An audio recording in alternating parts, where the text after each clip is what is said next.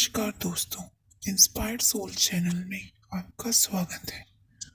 कहानी शुरू करने से पहले आप सभी से एक विनम्र विनती है, कृपया कहानी को लाइक करें व अपने परिवार और दोस्तों संग कहानी शेयर करें और आपके अपने चैनल इंस्पायर्ड सोल चैनल को सब्सक्राइब ज़रूर करें। चलिए कहानी शुरू करते हैं। दोस्तों, ये वीडियो आखिरी तक देखना बहुत ज़रूरी है क्योंकि बहुत सारे नियम बताए गए हैं। बीच में ही छोड़ दिया या फिर थोड़ा सा ही देखा तो आपको कुछ भी समझ नहीं आएगा। कृपया इस बात का ध्यान रखें। दुनिया में बहुत से ऐसे लोग हैं जो कहते हैं कि मांस नहीं खाना चाहिए, पाप होता है। तो उन्हीं में से कुछ लोग वो भी हैं जो कहते हैं कि मांस खाना चाहिए, उसमें कोई पाप नहीं है। तो आज बुद्ध के जीवन की इस घटना से आपको ये ज्ञात होगा कि बुद्ध इस पर क्या कहते हैं। बहुत समय पहले जब बुद्ध नहीं थे, सिद्धार्थ गौतम थे, ये उस समय की बात है। तब उस समय 500 लोग ऋषि बन गए थे और वो लोग हिमालय में जाकर रहने लगे, ध्यान साधना करने लगे, तपस्या करने लगे। वो बहुत साल तक वहाँ रहते हैं।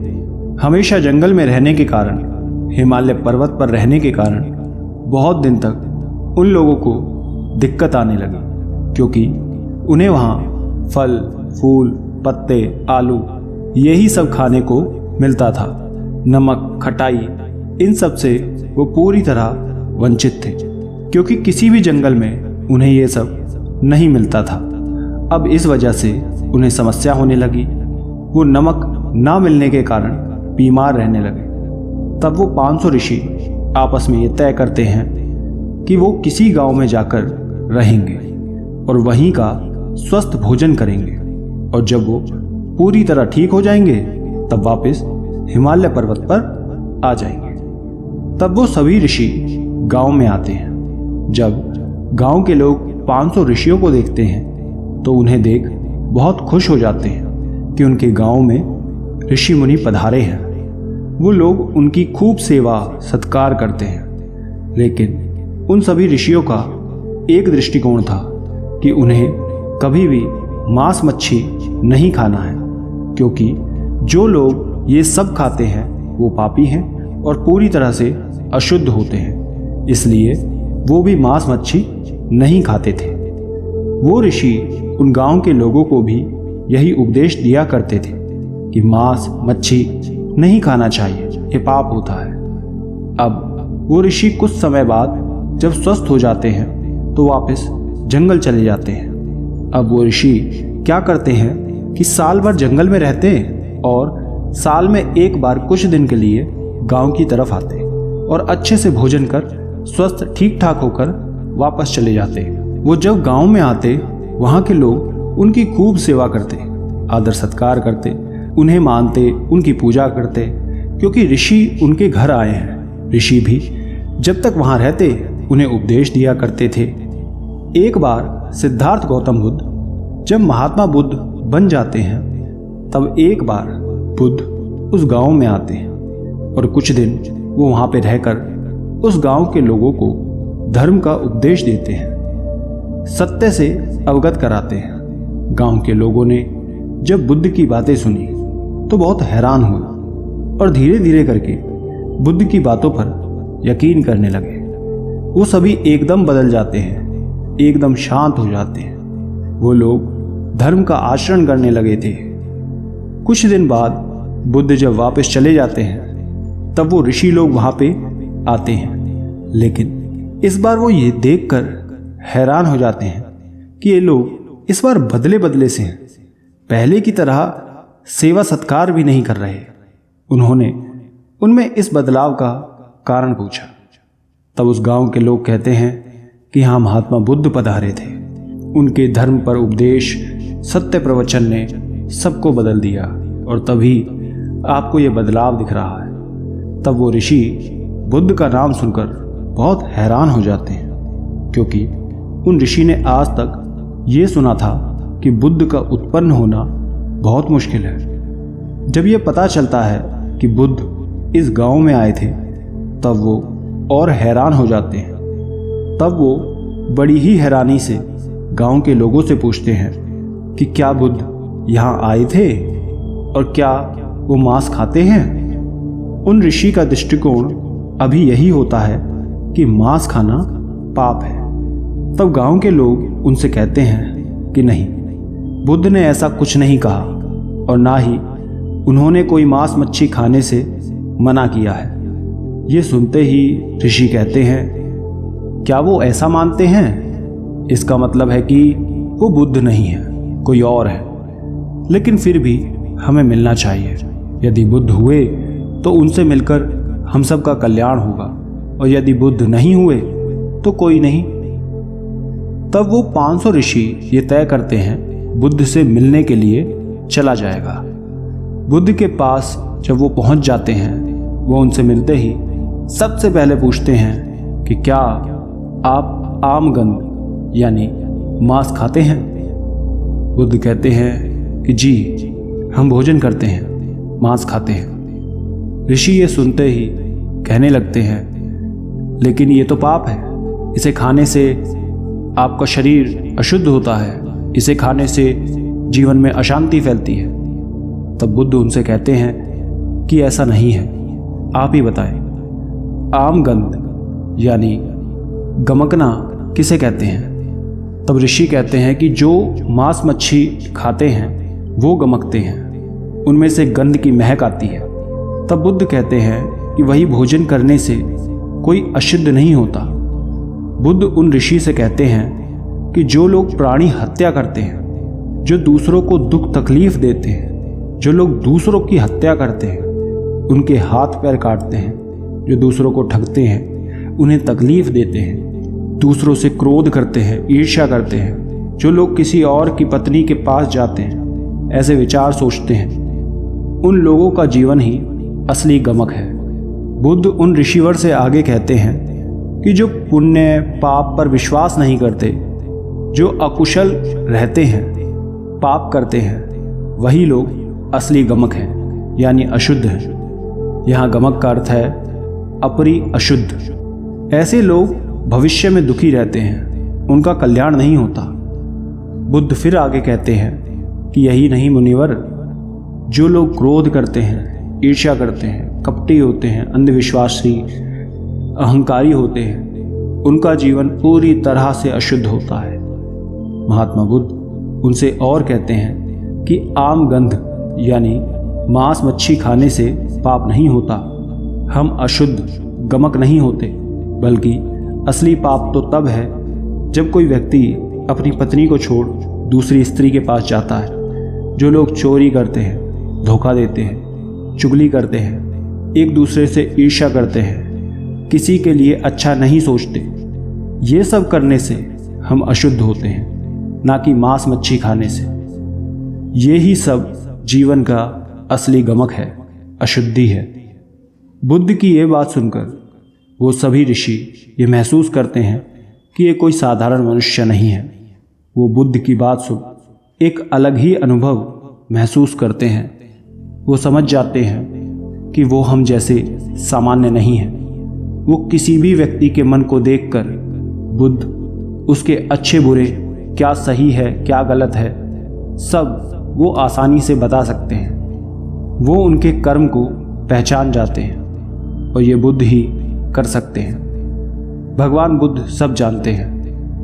बुद्ध से सभी ऋषि बहुत प्रभावित हो जाते हैं और सभी ऋषि बुद्ध के भिक्षु संघ में सम्मिलित हो जाते हैं। महात्मा बुद्ध मांस मच्छी खाने के विरोध में नहीं थे। महात्मा बुद्ध एक व्यक्ति से कहते हैं कि जीवक, हम 3 प्रकार का मांस खाने के लिए मना करते हैं। पहला, धिक्तम सूत्र। ये वो मांस होता है जो आपके लिए लाया गया हो, अर्थात यदि केवल आपके लिए किसी प्राणी को मारा गया हो और आप ये जानते हैं कि वो मांस आपके लिए मारा गया हो, तो वो मांस मच्छी नहीं खाना चाहिए। दूसरा, अश्रुतम, यानी सुनने को मिलता। यदि आपको ये सुनने को मिलता है कि ये मांस आपके लिए काटा गया, तो वो मांस आपको नहीं खाना चाहिए।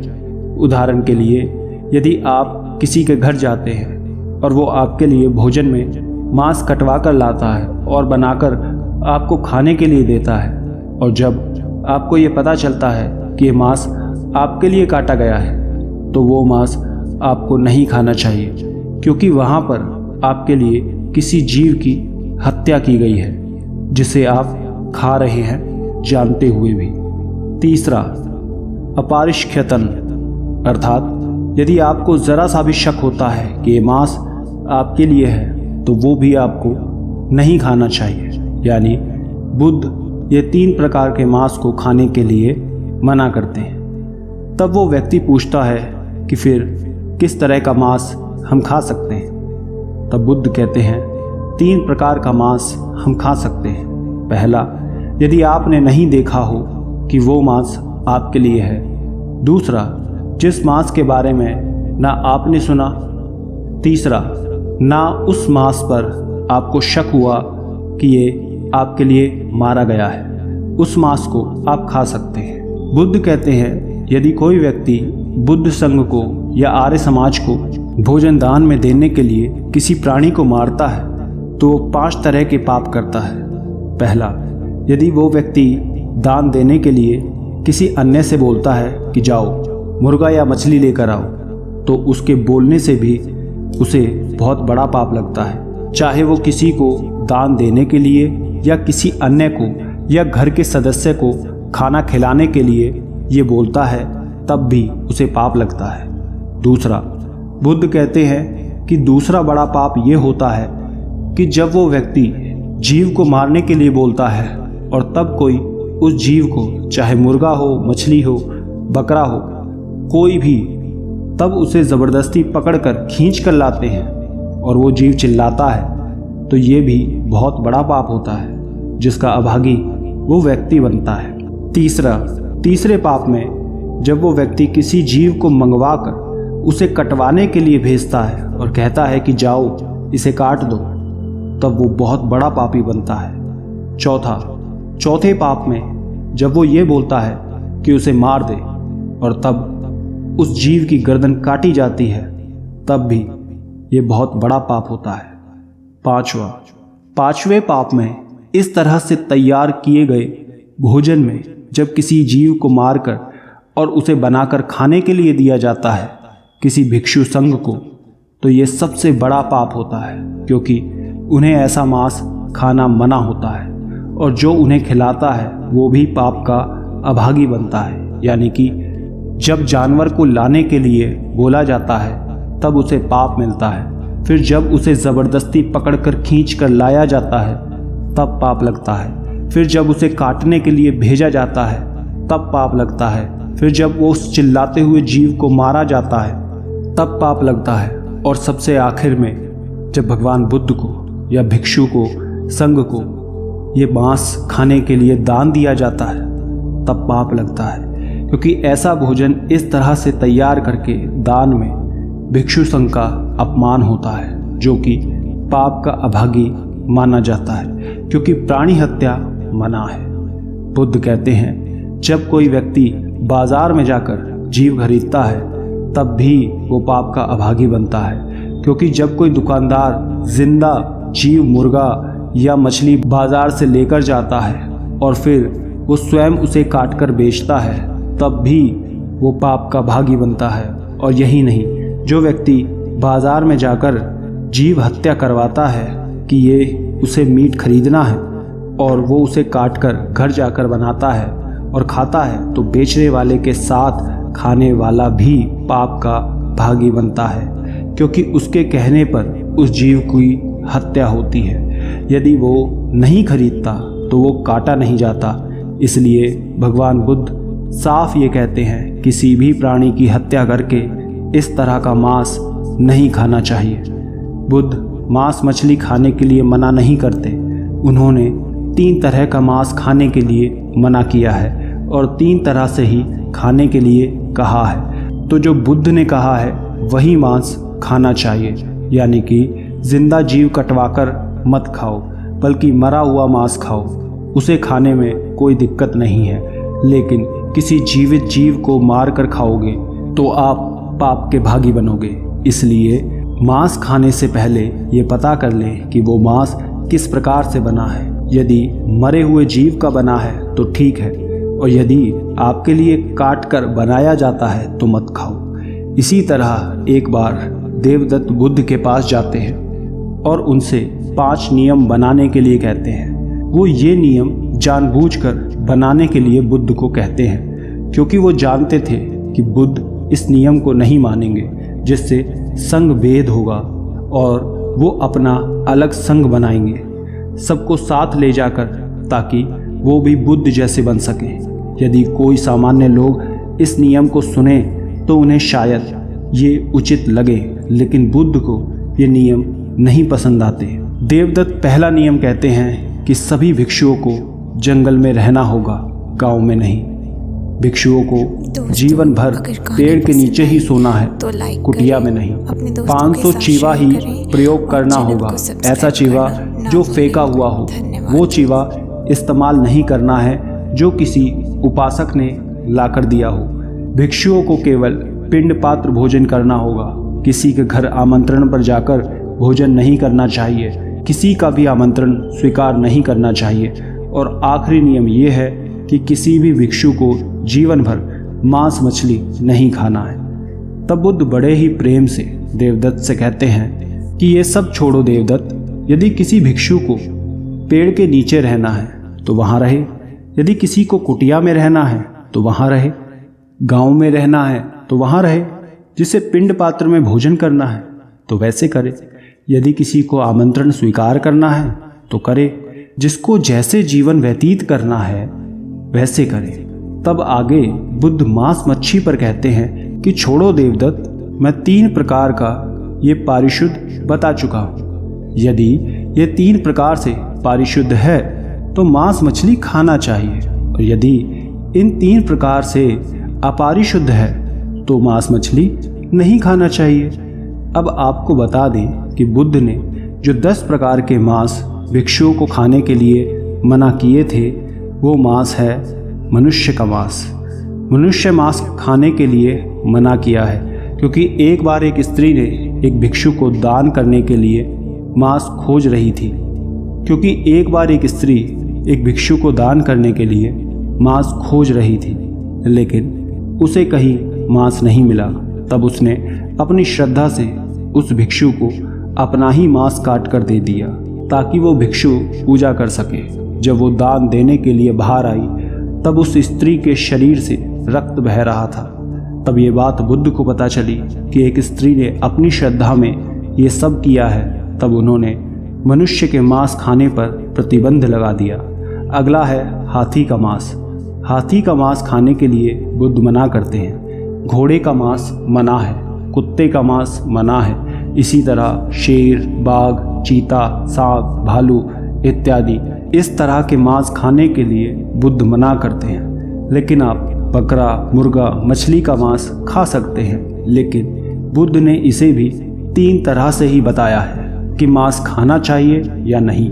बस उसका ध्यान रखें, वरना आप पाप के भागी बन जाएंगे।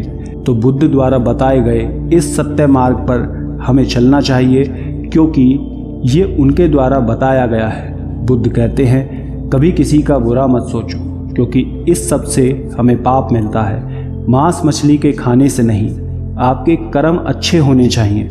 आप जैसे कर्म करते हैं वैसे ही आपको पाप और पुण्य मिलता है।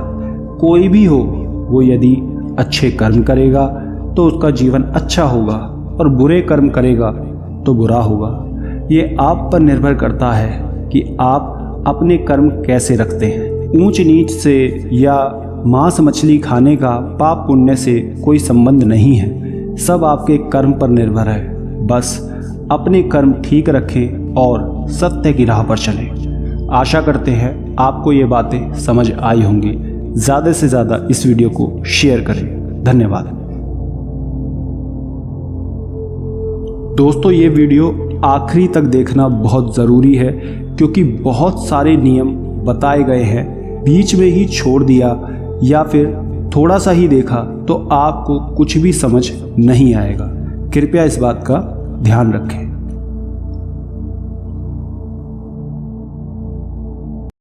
दोस्तों, अगर कहानी पसंद आई तो लाइक करें, अपने दोस्तों के साथ शेयर करें और चैनल को सब्सक्राइब करना ना भूलें। धन्यवाद।